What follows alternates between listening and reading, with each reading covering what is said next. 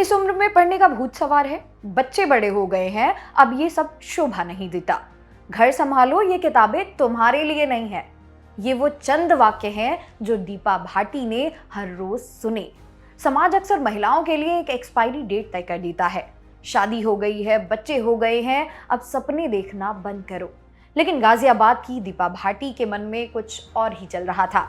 आज की कहानी किसी 21 साल के युवा की नहीं जिसने पहली बार सफलता पाई हो, बल्कि आज की यह कहानी उस महिला की है जिसने 40 साल की उम्र में रसोई के धुएं और बच्चों की जिम्मेदारियों के बीच में अपना रास्ता निकाला और दुनिया को दिखा दिया कि हौसलों की उड़ान के लिए कैलेंडर की तारीखें मायने नहीं रखती। दीपा भाटी का जीवन किसी आम गृहिणी से अलग था।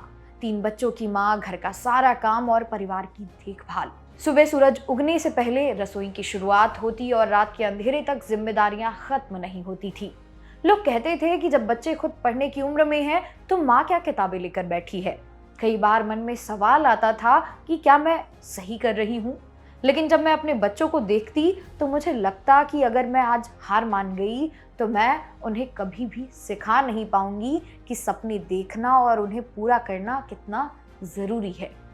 दीपा ने बिना किसी कोचिंग के अपने घर को ही अपनी यूनिवर्सिटी बना लिया।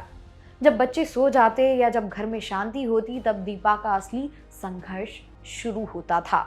लोग अक्सर कहते हैं कि पीसीएस जैसी परीक्षा पास करने के लिए दिल्ली के बड़े कोचिंग सेंटरों में लाखों खर्च करने पड़ते हैं। लेकिन दीपा के पास न इतना समय था, न ही संसाधन। उनके पास थे तो बस कुछ पुराने नोट्स, इंटरनेट और खुद का अटूट भरोसा। दीपा भाटी ने 40 साल की उम्र में अपनी तैयारी शुरू की और उन्होंने साबित किया कि अगर संकल्प पक्का हो तो डिजिटल प्लेटफॉर्म और सेल्फ स्टडी किसी भी बड़ी कोचिंग को मात दे सकते हैं। उन्होंने गृहिणी के कर्तव्यों और अपनी पढ़ाई के बीच एक ऐसा संतुलन बनाया जिसकी कल्पना करना भी मुश्किल है। उन्होंने न केवल परीक्षा दी बल्कि उसे शानदार तरीके से उत्तीर्ण किया। 40 की उम्र में दीपा भाटी पीसीएस अफसर बनी।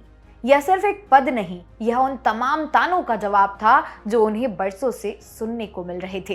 दीपा की सफलता के बाद उनकी तस्वीर सोशल मीडिया पर वायरल हो गई। इंस्टाग्राम से लेकर न्यूज़पेपर तक हर जगह बस एक ही बात थी, 40 की उम्र में बिना कोचिंग के सफलता। लेकिन इस जीत का सबसे खूबसूरत हिस्सा क्या था?